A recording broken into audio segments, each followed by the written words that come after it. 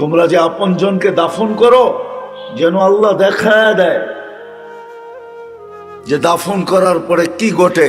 তাইলে তোমরা একজনও আপনজনকে দাফন করতে না। ভালো হইলে তো করতো, আর ভালো না হইলে কেউ করতো না, কান্দের থেকে ফালায়া ফিয়া দৌড় দিত। ওটা ওইখানেই দুর্গন্ধ হইতো, সারা দুনিয়া দুর্গন্ধে ছড়ায় যেত। এই জন্য দোয়া করেন নাই। ঠিক তদ্রুপ এরকমই প্রস্তুতি যদি যুবক জানতো, যদি আল্লাহ উদ্ভাসিত করতো যে প্রস্তুতি করলে কি ঘটে, রাস্তা দিয়ে গেলে রাস্তা কি বলে, গাছের পাশ দিয়ে গেলে গাছ কি বলে। আল্লাহর রসুলেরটা শুধু জানায়া দিছিলেন দুই চারটা আমাদেরকে বুঝানোর জন্য।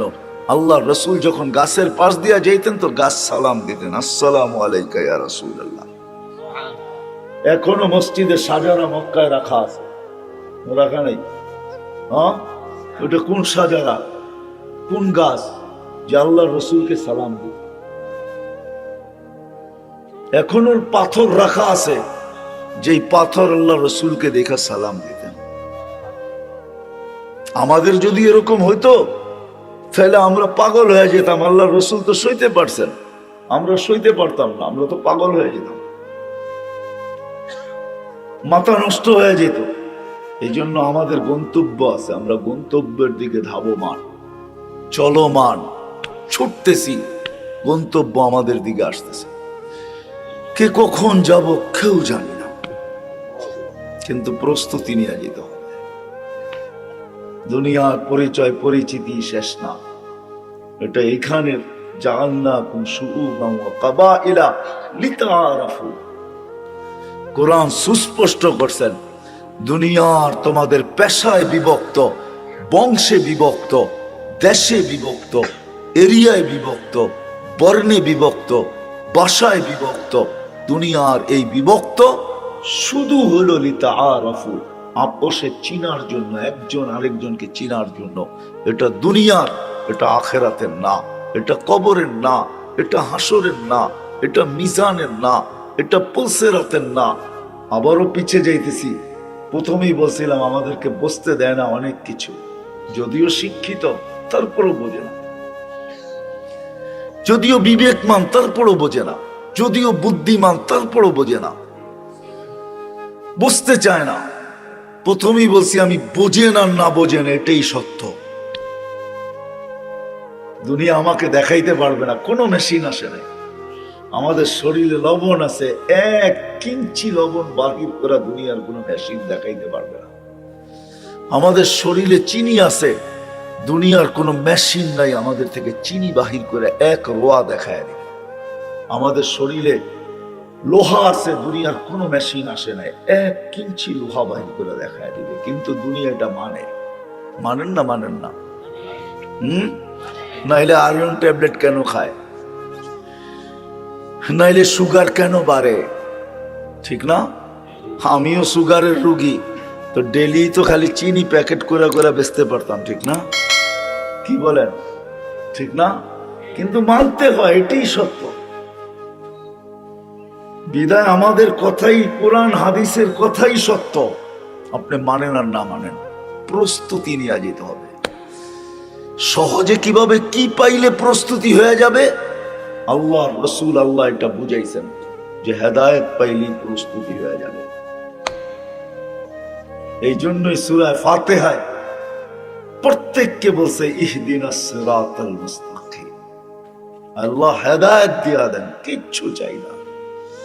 এক গাদা প্রশংসা করছে আল্লাহ, আলহামদুলিল্লাহি রাব্বিল আলামিন আর রহমানির রহিম মালিক ইয়াউমিদ্দিন ইয়াকা না'বুদু ওয়া ইয়াকা নাস্তাঈন। তখন আল্লাহর রহমত জোশে আসছে, তুই চাবি তো আমার কাছে, কি চাবি? আল্লাহ ভাবছেন বান্দা চাইতে কি না চায়া ফেলে। কেউ হয়তো 2টা ইটের একটা ঘর চায়া ফেলবে, কেউ হয়তো 2খান আরে কি বলে টিনের একটা ঘর চায়া বলবে। এক যুবক হয়তো চায়া বসবে আমাকে একটা বাইক দিয়া দেন, কেউ বাচ্চা চায়া বসবে আমাকে একটা সাইকেল দিয়া দেন, কেউ এটা চাবে সেটা চাবে, মন মতো ইচ্ছা মতো এমন জিনিস চায়া বলবে যেটার কোনো দামই আমার কাছে নাই। নাইলে আল্লাহ কেন আমাদেরকে বুঝাইতেন, লাউ কানাতিদ দুনিয়া ইনদাল্লাহি তাদিলু জানাহা বাউদা মা সাকা কাফিরান শুরবাতা মা। সমগ্র দুনিয়া যদি তার ভান্ডার সহ আমার কাছে মশার পরের সমান দাম হতো, তাহলে কোন খোদাদ্রোহীকে, যুবক কসম খোদার, 5 বেলা আল্লাহ ডাকে আর তুমি গার বেকা করে করে চলে যাও মসজিদের সামনে দিয়া। যদি দুনিয়ার দাম মশার ডানার সমান হতো, তাহলে তোমাকে 1 ঘোট পানি পান করতে আল্লাহ দিতেন না। তুমি জানো না পানির ভিতরে কি আছে? তোমার শিক্ষায় যদি বলে যে আমি আল্লাহর পানি পানি করব না, আমি তো হাইড্রোজেন আর অক্সিজেন মিলায়া পান করতে থাকবো, তুমি পান করতে পারো 1 দিন 2 দিন 1 সপ্তাহ 2 সপ্তাহ, 30 দিন যাবে না তুমি বিছনায় পড়বে। তোমাকে নিয়ে যেতে হবে আজিমপুরে, হাইড্রোজেন অক্সিজেন মিলায়া পানি হয়, এটাই তোমাদের বিজ্ঞানের থিওরি। কিন্তু পান করে দেখো 1 মাসে আজিম, কেননা ওই পানির ভিতরে হায়াত নাই, জীবন নাই। আল্লাহর পানির ভিতরে শুধু হাইড্রোজেন অক্সিজেন নাই, জীবন আছে, জীবন। এই জন্যই আল্লাহ বলছেন, দুনিয়ার দাম যদি হইতো মশার ডানার সমান, কোন খোদাদ্রোহীকে, আল্লাহকে মানবে না আর আল্লাহর পানি ব্যবহার করবে, কাউকে পানি ব্যবহার করতে দিতেন না। দশম খোদার এটার কোনো দাম নাই, এই জন্য দিতেছেন। আল্লাহ জানে এটা দামহীন, এই জন্য পানি দিয়া যেতেছেন, এই জন্য অক্সিজেন দিয়া যেতেছেন। আল্লাহ জানে এটার ভিতরে যা আছে কোনো দাম নাই, কোনো দাম নাই। এই জন্য খুশি হওয়ার পরে, প্রশংসা 1 গাদা করার পরে আলহামদুলিল্লাহি রাব্বিল আলামিন আর রহমানির রহিম মালিকি ইয়াউমিদ্দিন ইয়্যাকা না'বুদু ওয়া ইয়্যাকা নাস্তাঈন, যখন খুশি হয়ে গেছেন তখন বলছে চা কি চাবি, তখন নিজেই ভাবছেন এ তো ওইটাই চাবে যেটা চোখে দেখে, এ তো ওইটাই চাবে যেটা কানে শোনে, এ তো ওইটাই চাবে যেটা সারাদিন ভাবে। কি সারাদিন কি ভাবি? বোঝেন আমার কথা? এটাই তো ভাবি, ঠিক না? হ্যাঁ, আরেকটা বলবো, সারাদিন তো এই ছোট জীবনটা নিয়ে ভাবি, সারাদিন তো দেহটা নিয়ে ভাবি। আল্লাহ বলে ও তো এটাই চাবে, আর কি চাবে? বাচ্চা যেরকম চিপস ছাড়া আর কিছু চায় না, চকলেট ছাড়া কিছু চায় না, ও তো এটাই চাবে। তা আল্লাহ বলে এটার তো কোনো দামই নাই, ও তো এটাই চাবে। তা আল্লাহ নির্ধারণ করে দিছে কি চাবি, যেটা চাইলে তো, যেটা পাইলে তোর প্রস্তুতি হয়ে যাবে, ঠিকানা জান্নাত হবে, কবরও জান্নাতের বাগান হবে, কিয়ামতের দিন উঠবে আরো সে নিচে ছায়া মিলবে। যেটা মিললে পুলসিরাত তোমার কাছে মাপ চাবে, যেটা মিললে চির শান্তির জায়গা জান্নাত মিলবে। তো আল্লাহ নির্ধারণ করছে আমার কাছে চাও, ইহদিনাস সিরাতাল মুস্তাকিম, সিরাতে মুস্তাকিম চাও। আল্লাহ সিরাতে মুস্তাকিম চিনবো কি করে, যে আমি যে পাইলাম চিনবো কি করে? তো আল্লাহ মডেল দিয়া দিতেছেন, সিরাতাল্লাযীনা আনআমতা আলাইহিম, এরা হলো মডেল, এদের দিকে তাকাও। কারা মডেল? কুরআন আবার বলে দিয়েছেন, মিনান নাবিয়্যিনা ওয়াস সিদ্দীকিনা ওয়াস শুহাদা ওয়াস সালিহিন হাসুনা উলাইকা রাফিকা। আল্লাহ মডেল দাঁড় করায় দিয়েছেন। এক তো শুধু বলছেন হেদায়েত পাইলেই প্রস্তুতি হয়ে যাবে, কিন্তু হেদায়েত পাবো কোথায়? তো বলছে আনআমতা আলাইহিম গায়রিল মাগদুবি আলাইহিম ওয়ালাদ দাল্লিন, এটা বলে দিছেন। বলছে আল্লাহ বুঝে তো আসলো না, তো আল্লাহ কোরআনে আরেক জায়গায় মডেল দাঁড় করায় দিছেন, এরা হলো হেদায়েত পানেওয়ালা মডেল। এদের পিছনে চলো, এদের অনুকরণ করো, এদের অনুসরণ করো, এদের মতো নিজেকে বানাও। এদের মতো যদি বানাইতে পারো, এদের মতো যদি তৈরি করতে পারো, হায় কসম খোদা এটাই সত্য, আমাদের মা বোনরা যদি রাবেয়া বসরির মতো হইল, হায় এই জামানায় রাবেয়া বসরির মতো লাগবে না। হাদিস শর্ট করে দিছে, আইয়ুমা ইমরাআতিন আমানাত আলা রাব্বিহা, ঈমান তো মাতৃকুলে দিয়ে পাঠাইছেন আল্লাহ, ঈমান তো মাতৃকুলেই পেয়ে গেছেন। সাল্লাত খামসাহা ওয়া সামাত শাহরাহা, 5 ওয়াক্ত নামাজ পড়লো, রমজানের রোজা রাখলো, আতাআত বালাহা, স্বামীর অনুগত্য হইলো, শরীয়ত মোতাবেক পর্দা করলো, হায় আল্লাহর রাসূল বলেন জান্নাতের 8 দরজা হতে যেটা দিয়া মনে চায় ঢুকো। সহজ করে দিছেন। যুবক, তোমার জন্য সহজ, নারীর জন্য সহজ, পুরুষের জন্য সহজ, সবার জন্য সহজ। প্রস্তুতি নিয়ে যাবে। কিভাবে প্রস্তুতি নিবে? এক জিনিসে প্রস্তুতি কি করে হয় এক শব্দে বুঝাইয়া দিছেন, ইহদিনাস সিরাতাল মুস্তাকিম। সারাদিন চাও, রাগ হয়ে যাবেন? বলবো? হ্যাঁ বলবো।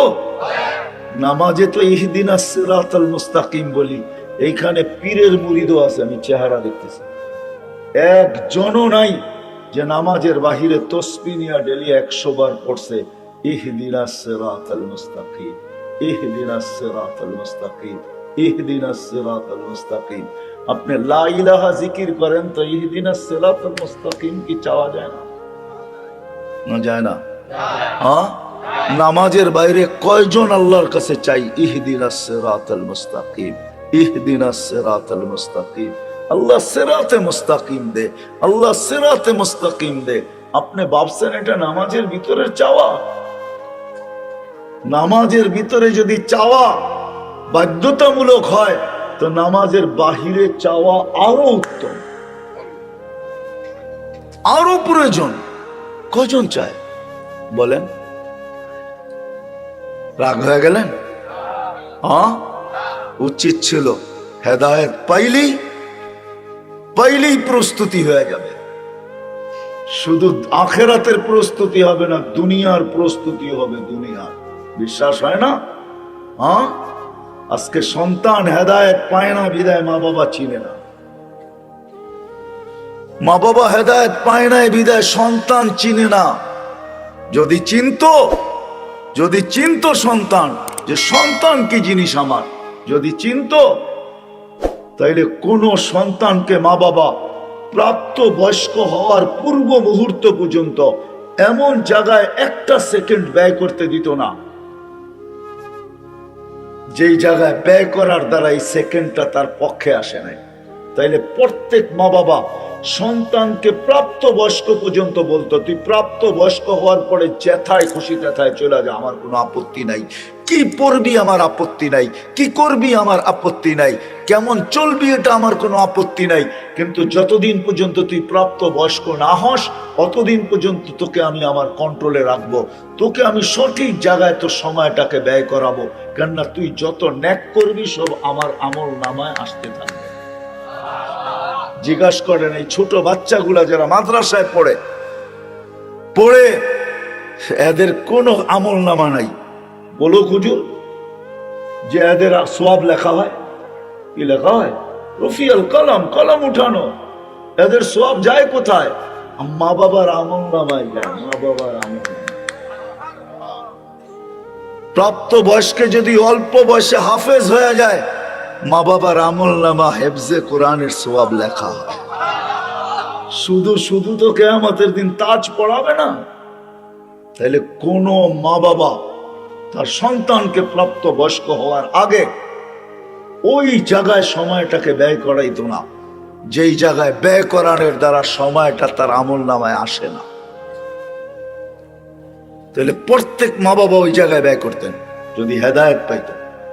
যদি হেদায়েত পাইতাম কোন সন্তান মা বাবাকে বৃদ্ধাশ্রমে দিয়ে আসতে পারে না। যদি হেদায়েত পাইতো কোন সন্তান মা বাবার সামনে চোখ বড় করতে পারে না। চোখ বড় করা বোঝেন? ওয়াসাইনাল ইনসানা বিওয়ালিদাইহি ইহসানা, আল্লাহর চিৎকার, কোরআনের চিৎকার। মা বাবার সাথে সদয় ব্যবহার করো। ওয়াকফিদ লাহুমা জানাহা যুল্লি মিনার রাহমা ওয়া কুল লাহুমা কওলান কারীমা। তাহলে ও বুঝতো যে আমি শুইব মা বাবা আমার উপর দিয়া চৈসা যাবে, উফ পর্যন্ত করবে না।